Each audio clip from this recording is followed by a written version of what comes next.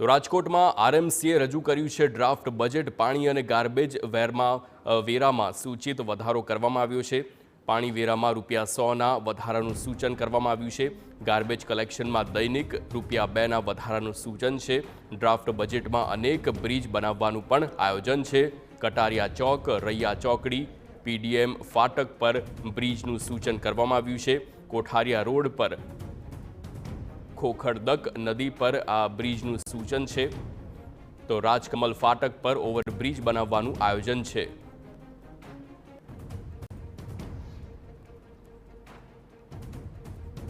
તો આરએમસીએ રજૂ કર્યું છે ડ્રાફ્ટ બજેટ, જેમાં પાણી અને ગાર્બેજ વેરામાં સૂચિત વધારો કરવામાં આવ્યો છે।